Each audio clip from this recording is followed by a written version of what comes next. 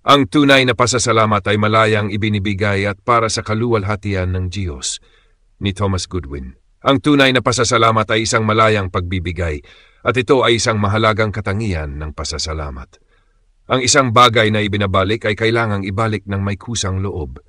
Kung ito ay dahil lamang sa takot, kahit gaano pa karami ang ibigay ng isang tao sa Diyos, ito'y tinatawag na paglilingkod at hindi pasasalamat. Sapagkat ang pasasalamat ay may kaugnayan sa kabutihang loob at ito ay may pagkatulad dito. Isa sa mga katangian ng kabutihang loob ay ang pagiging malaya at kusang loob nito. Kaya naman, kailangan ganito rin ang pasasalamat. Ang pagbabalik ay dapat nakaangkla sa pagbibigay. Kung paano ito ibinigay, ganoon din dapat ito ibalik. Hindi tunay na kabutihang loob kung hindi malayang ibinigay, at hindi rin tunay na pasasalamat kung hindi malayang ibinalik. Sabi nga ni Kristo sa Mateo 10:8, libre kayong tumanggap, kaya't libre rin kayong magbigay. Sa totoo lang, mas mahalaga ang kusang loob kaysa sa mismong bagay na ibinibigay pagdating sa pasasalamat. Ganoon din sa kabutihang loob.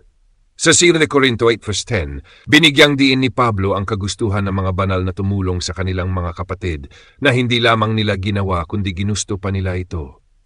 Mas binigyang halaga ang kagustuhan kaysa sa mismong gawain. Ganoon din sa pasasalamat.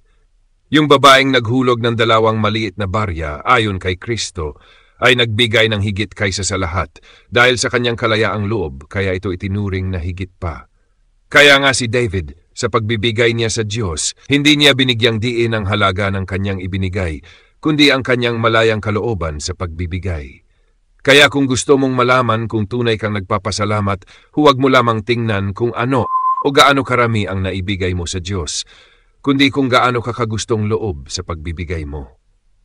Paano mo tinatanggap ang mga bagay para sa Diyos at sa kanyang kaluwalhatian sa iyong puso? Kusang loob ba itong lumalabas mula sa iyo? Ginagawa mo ba ang iyong trabaho dahil gusto mo o dahil wala kang ibang magawa? Nagdarasal ka ba dahil itinutulak ka ng iyong konsensya, hayop na hinihila patungong latigo kung hindi susunod? Kung ganoon, hindi ito bunga ng tunay na pasasalamat.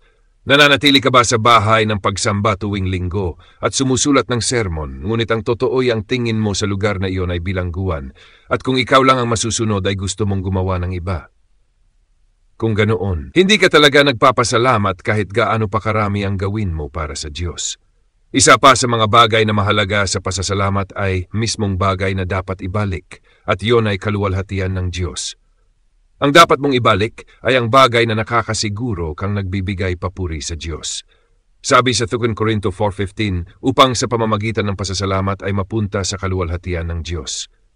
Ang salitang mapunta o magbalik ay mahalaga dahil wala tayong kayang idagdag sa kaluwalhatian ng Diyos. Ang lahat ay nagpapakita lamang ng kanyang kaluwalhatian. Tama si Aristotle sa kanyang sinabi tungkol sa tunay na pasasalamat. Kung ang pinagkakautangan mo ay higit na mas mataas sa iyo at hindi nangangailangan ng anuman mula sa iyo, ang tanging tamang paraan ng pagbabalik ay ang paranggalan siya sa abot ng iyong makakaya. Ibalik mo sa kanya ang karangalan. At iyon lamang ang kanyang hinihintay. Pero kung siya ay nangangailangan, saka mo may papakita ang pasasalamat sa pamamagitan ng pagbibigay kung anong meron ka para matugunan ang kanyang pangangailangan. Kaya tingnan mo ang sinasabi ng Diyos sa awit 50:12, kung ako'y magugutom, hindi ko sasabihin sa iyo. Yan ang sinabi ng Diyos sa mga formalista na kalay natutuwa siya sa pag-aalay ng hayop. Sabi ng Diyos, hindi ko kayo kailangan.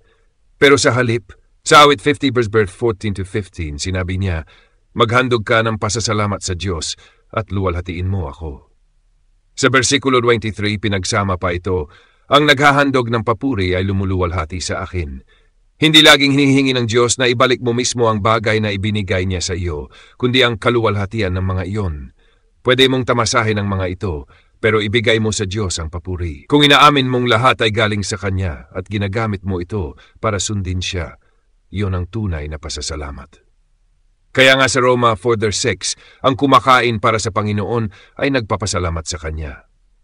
At dagdag pa, kung sakaling kailanganin ng kaluwalhatian ng Diyos ang iyong kayamanan, ang mga bagay na meron ka at kailangan mong pakawalan ito para hindi mo siya lapastanganin, ibigay mo ito ng malaya. Kung kailanganin ng Diyos ang iyong asno, gaya ng sabi ni Kristo sa kanyang mga alagad, ibigay mo ito. Kung ang katotohanan ng Diyos ay humihiling ng iyong buhay, ibigay mo ito. Kung ang kanyang kaluwalhatian ay nangangailangan ng iyong danggal o reputasyon, ipagkaloob mo.